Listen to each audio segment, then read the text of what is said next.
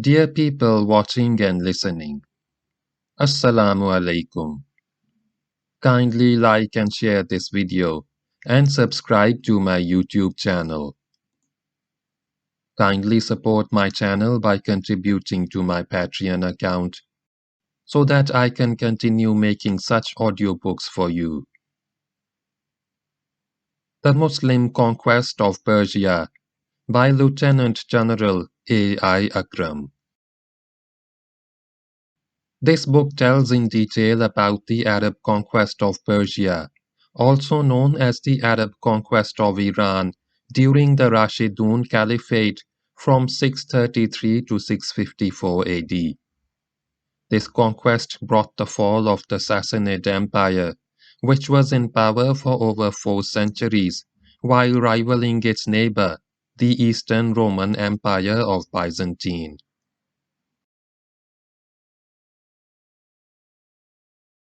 Start of Chapter 8. The Day of Disorder. It was a perfect day for battle. The chill of the night was dispelled by the bright sun as it rose in a clear blue sky and painted the plain of Qadisiyah in gentle colors. As it reached its zenith, the rays of the sun were reflected by the rippling waters of the rivers and canals and lakes. It was a glorious day. The sun shone not only upon the peaceful beauty of nature, but also upon the magnificent spectacle of 2 formidable armies, comprising of nearly 100,000 men, drawn up for battle on the plain. The Persian host was the more impressive of the two. Its huge elephants, wearing coats of mail and with their tusks wrapped in silk and velvet, looked like awesome forts. Its strong, gaily caparisoned war horses trained at the bit, as well-muscled arms kept them in check. The uniforms and armor of its warriors glittered in the sunlight as their set, strong faces showed their eagerness for battle. Its colorful banners fluttered in the gentle breeze, the most splendid being the Dirafshe Kavian, carried by a standard-bearer who stood beside Rustam's throne. The most gallant of the imperial soldiers, the flower of Persian manhood, were the 15,000 of the center who had bound themselves to each other in chains. They had taken an oath by the sacred fire that they would not retreat, that they would conquer or die. The Muslim army was less imposing to look at. Its soldiers had no uniform and just wore the simple coarse cloaks of everyday use. Some of them had coats of mail and chain helmets, but these did not glitter like the fine armor of their adversaries. Their weapons were less sophisticated. Their largest animals, the camels, were not beasts of battle, and their horses were smaller, though also faster and more spirited.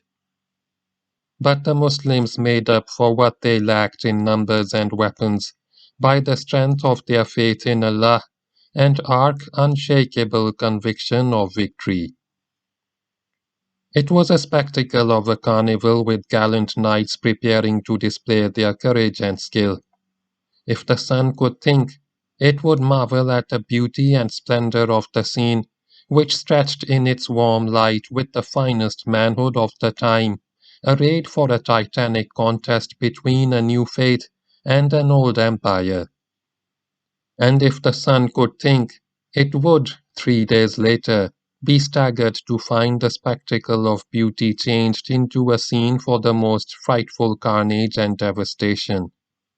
It is just as well that the sun could not think. It was a morning of feverish activity. Thursday, 11th of Shawwal, 15 Hijri. That is November 15th, 636. The Persians were deploying rapidly with their rear on the bank of the Atik and their forward line about a mile to the west. They were prepared for a frontal set-piece battle, and this was inevitable because by the very nature of his operation, Rustam was confined to the ground which he had occupied and was incapable of any long-range maneuvers.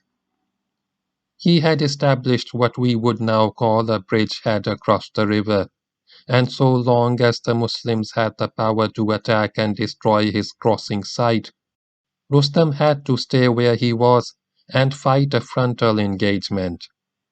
Moreover, the marshes on the flanks of the two armies did not permit any wide outflanking maneuvers. Rustam's cavalry formed the front line in all his corps, and behind it stood the infantry.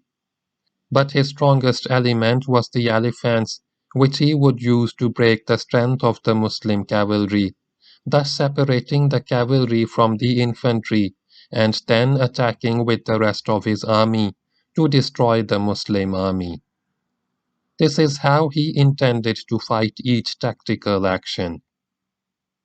The Muslims, on the other hand, had more liberty of action, although their freedom of maneuver was somewhat restricted by the ground. Their deployment took less time and was simpler. The cavalry formed the front line in each of the corps, with the infantry deployed behind it, and a separate cavalry element formed the reserve under Salman bin Rabi'a. Basically, this was to be a battle of guts and stamina, rather than brilliant generalship, and would be decided not by fine maneuver, but by heavy slaughter.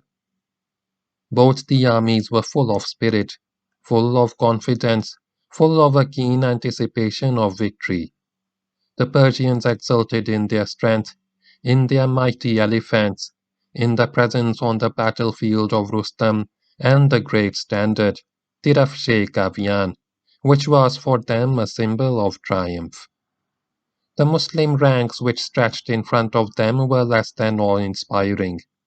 The Muslim mood was more serious, more purposeful, seeing the forthcoming battle as a confrontation between good and evil, and a trial of strength between Islam and disbelief.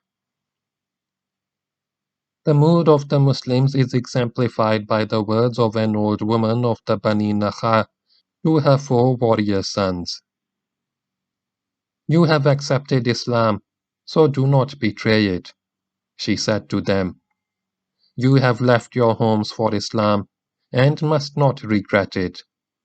Now you have come here with your old mother, and put her in front of the Persians. By Allah, you are the sons of one man and one woman. I was true to your father, and I was good to you. Go and be in the fight from start to finish." As the 4 stalwarts took leave of their mother and departed to take up their positions in the Muslim front line, the appearance of cool courage which she had assumed while facing her sons vanished, and before Allah she became once again a woman and a mother. "O Lord," she prayed, "protect my sons for me." Arraying the corps and regiments for battle, and placing horses and foot in their correct position, would take till midday. Before then no serious engagement could be attempted. Saad therefore issued instructions that the prayer of the noon be offered at the usual hour, and immediately after that the troops would prepare for battle. There would be 4 calls for battle, each one consisting of the takbir, Allahu Akbar. The first 2 would be warning calls on which the men would don their weapons and armor and prepare for action. The third call would be for individual officers and warriors to go forth and engage in single combat, and this would not only act as a warming up, but also eliminate many Persian champions and gain more time for preparation. The 4th call would be for the general attack, and at this call the entire army would assault the Persian front as one man. In the attack, the cavalry would lead, followed closely by the infantry. Saad had no illusions about being able to seize the initiative and attack the Persians straight away. In the first place, the Persian army was too large and too strong to be engaged offensively, until it had been unbalanced or otherwise weakened. In the second place, the foremost rank of the Persian army included the elephants, with which most of the Muslims and their horses were unfamiliar. It was futile to expect the Arabian host to advance upon the massive beasts, and any attempt to do so while the Persians were in a set, well-organized position would lead to chaos. The Muslim commander-in-chief therefore decided to stay on the defensive and await and repulse the Persian attack when it came, and then go on to the offensive when a suitable opportunity offered itself. The fourth call of Allahu Akbar would be for this counter-attack. The prayer of the noon was offered undisturbed. As soon as it was over, Saad gave the first call, and everyone rushed to his assigned place. This was followed by the second call, on which the men prepared their weapons and equipment, while the commander carried out last-minute checks to see that every man was in position. Then came the third call, the call for champions to engage in single combat. The very first Muslim to go forth for combat was Ghalib bin Abdullah of the Bani Asad, which stood in the center and formed, physically and psychologically, the hardcore of the Muslim army. Ghalib rode out into the middle of the no man's land between the two armies and threw a challenge, which was accepted by the Persian general Hormuz, who had fought and retreated before Muthanna at the Battle of Babylon. The two champions fought, and the Muslim overpowered and disarmed the Persian, who was then brought to Saad and locked up as a prisoner of war.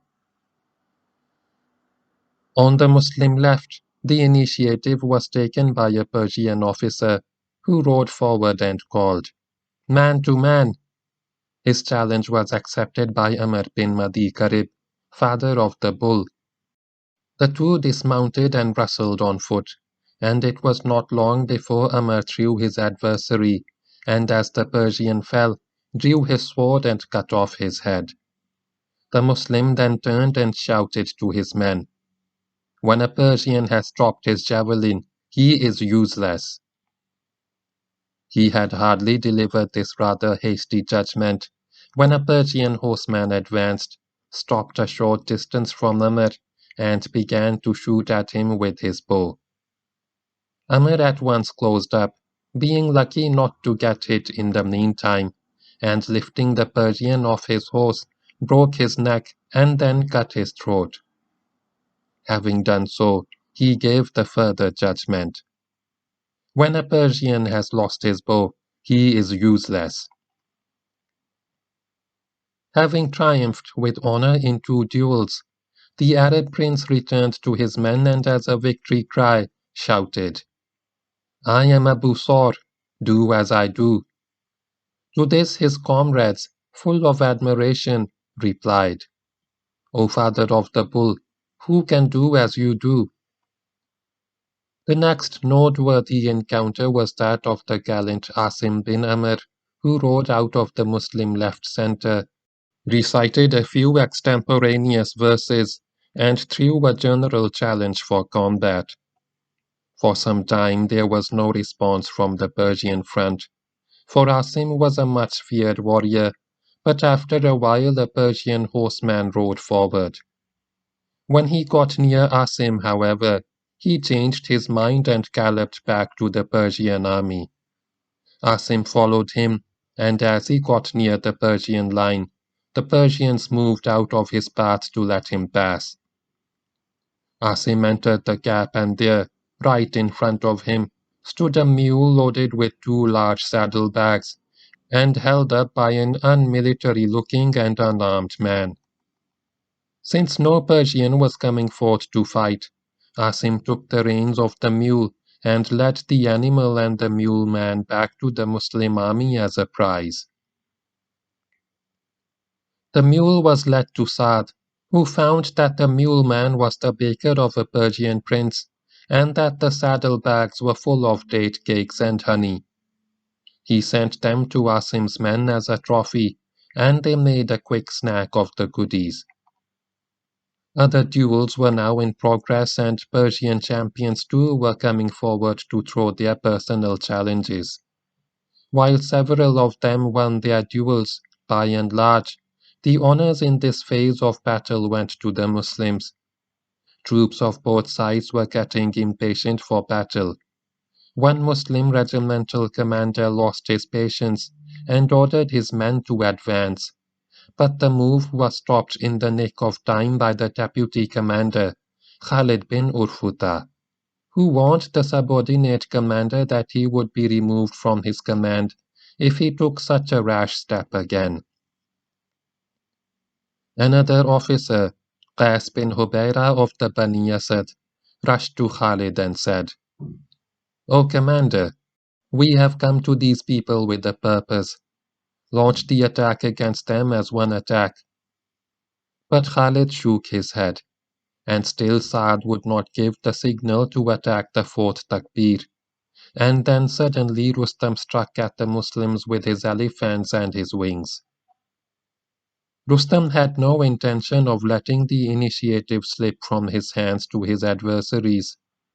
The initial phase of dueling suited him very well because it gave him time to complete his forming up, which with his larger army naturally took longer. And it is a mark of Persian military efficiency that such a vast array was able to complete its preparations for battle on the West Bank by early afternoon. It was Rustam's design to attack and defeat the two wings of the Muslim army and then envelop their center. The Persian attack began with heavy showers of arrows. The Persian bows had a long range and their arrows were heavier, and succeeded in inflicting many casualties on the Muslims and causing a certain amount of confusion in Muslim ranks. The Muslim reaction was an involuntary and spontaneous one. The archers opened up, but while the Muslim bows had sufficient range and their archers were very accurate, their arrows were lighter and less deadly. The Persians laughed at the Muslim arrows and showed their contempt by shouting, "Spindles! Spindles!" After a little while, when Rustam saw that his archers had gained the upper hand over the Muslim archers, he ordered the attack on the Muslim right, while the rest of the Muslim front was kept engaged by the archers. The 8 elephants in the Persian left led the attack and advanced upon the contingent of the Bajila, which was under the command of Jarir bin Abdullah. The towering beasts, mounted by javelin-throwing warriors, bore down upon the Bajila and the horses of the Bajila, frightened by the oncoming menace, broke out of control and fled their position, leaving the foot soldiers unsupported on the field. The infantry also was thrown into confusion and as the elephants continued their advance, began to fall back, though in fairly good order. Their retrograde movement, however, was a matter of confusion and lack of control rather than fight.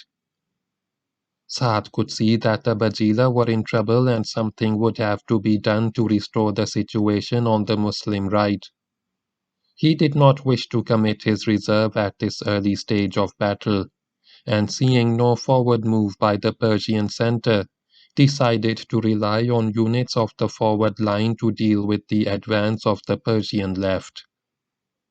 Consequently, he sent orders to Ashas bin Qais, who commanded the 700 Kinda in the right center, and to Hamal bin Malik, who was the commander of the Bani Asad and also of the infantry of the center, to attack the Persian corps which had occupied the position of the Muslim right and was following up the withdrawal of the Bajila. Ashas at once attacked the flank of the Persian left wing and Hamal, making certain adjustments in the Muslim center to maintain some sort of a front against the Persians, moved the Bani Asad to face the Persian left wing. The Bani Asad, using javelin and sword, arrested the Persian advance, and once it was stopped, the Persians were attacked in front of the Bani Asad and in flank by the Kinda. Both Muslim contingents fought bravely, and their chiefs, Ashas Hamal and Tulayha, displayed exemplary leadership. At last the Persians were pushed back from the Muslim position. A Persian officer came forward for single combat with Tulayha and was killed by the ex-impostor. So far the battle had gone quite well from the Muslim point of view. An initial setback was suffered by the Muslim right, but the situation had been restored and soon the front would be re-established. But Rustam had anticipated such a reaction. His plan was to engage the Muslim right, and either push it back and expose the flank of the Muslim center, or draw Muslim reserves into battle and then attack with his right and throw back the Muslim left. He intended to leave the Muslim center in its place because his design was a double envelopment in which the Muslim center played no part. To execute this design, he launched his reserve under Bahman against the Bani Asad to keep what he thought was the Muslim reserve engaged, and ordered his right wing and right center under Jalinus to advance against the Muslims on their front. The elephants of the Persian right and right center moved forward, the former to achieve a decisive breakthrough and the latter to hold and engage the Muslim center. Thus began the second phase of the Persian attack. Saad now found his left under heavy pressure. He was not worried about his right because the Bani Asad, led by redoubtable chiefs, could hold their own against any odds. But on the Muslim left he could see the same sort of situation developing as had happened with the Bajila, though not as serious.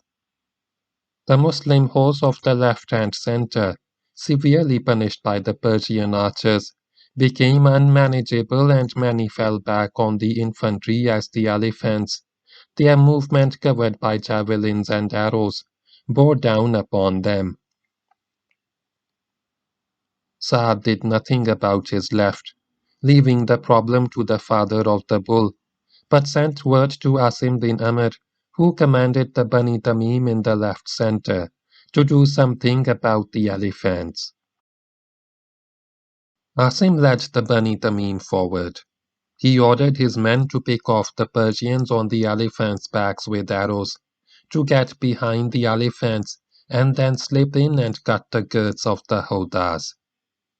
And this is how the Bani Tamim tackled the elephants, some of the Persian center and some of the Persian right.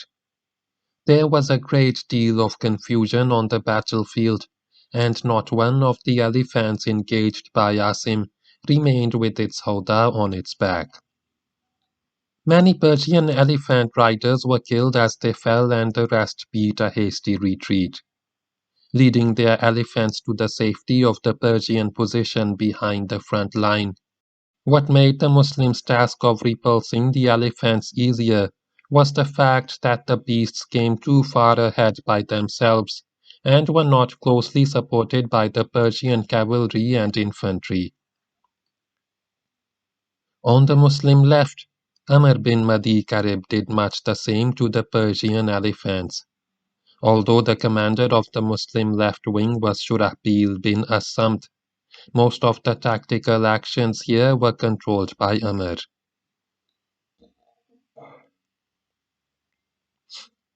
He ordered his men to strike at the elephants' trunks, and after some very severe fighting, the Persian right was also pushed back to its original position, and here too the elephants were withdrawn from combat.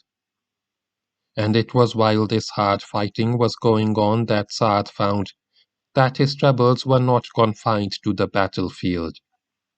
The Muslim commander-in-chief lay prostrate on a cot, watching and controlling the battle, and beside him stood his newly acquired wife, Salma, widow of Muthanna. She too was watching the battle. In her mind, Muthanna occupied a glorious image, and having seen the wonders that he had performed in many a battle, she pictured him as an invincible hero in shining armor, mounted on a fiery horse. The contrast with her new husband, with his undignified ailment and his still less dignified position on the cot, was startling.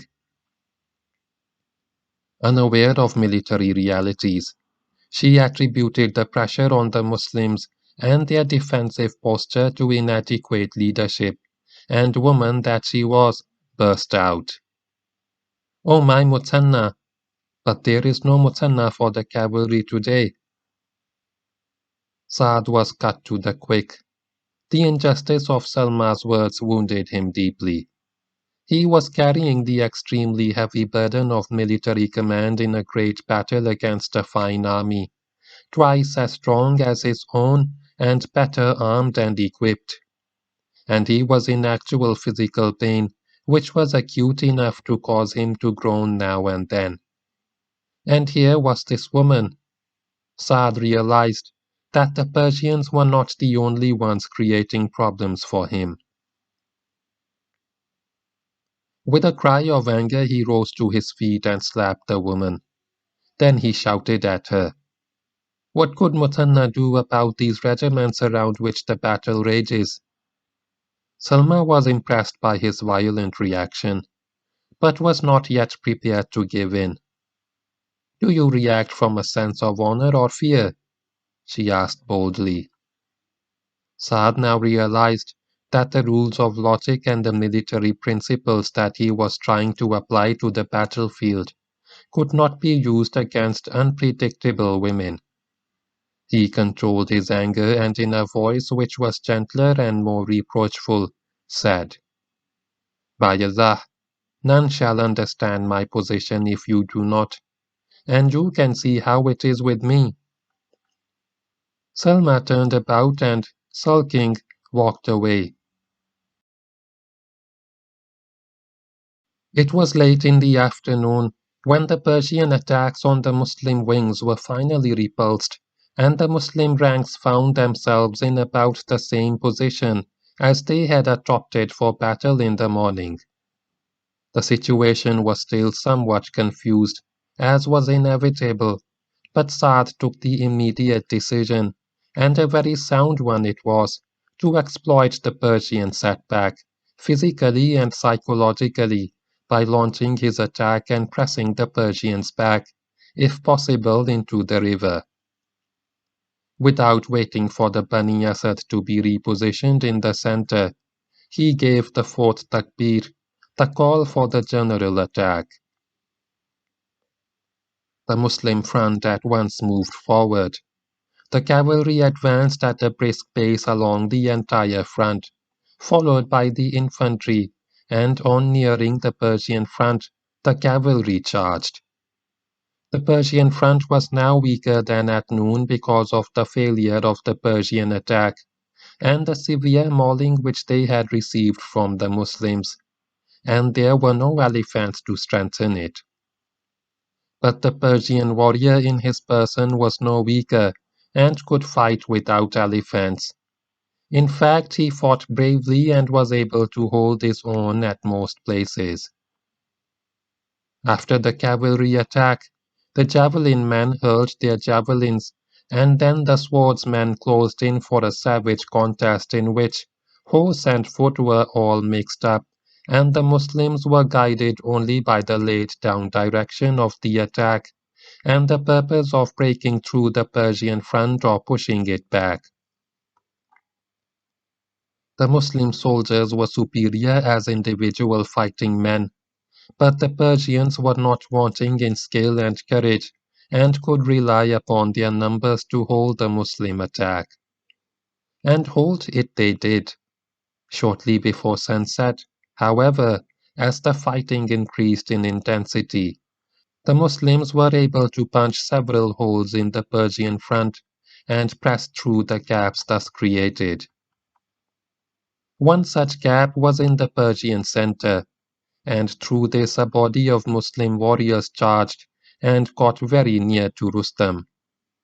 The Persian commander-in-chief now showed himself to be not only a high commander, but also a champion, and along with his nobles and other officers, entered the fray with drawn sword. He engaged personally in the fighting, as he was to do several times in this battle, and was able to repulse the Muslims from his headquarters, though at the cost of several wounds on his person. The Muslim success in this attack was short-lived.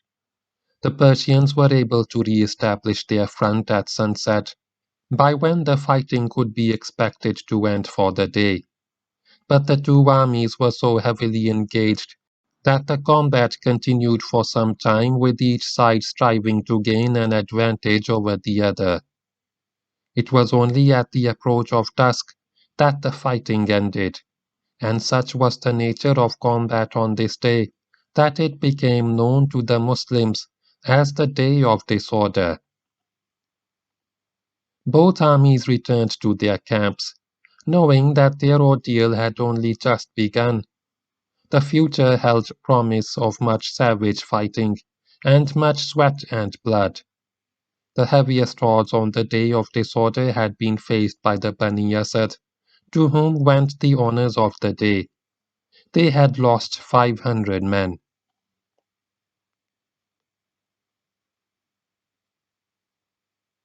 End of chapter 8.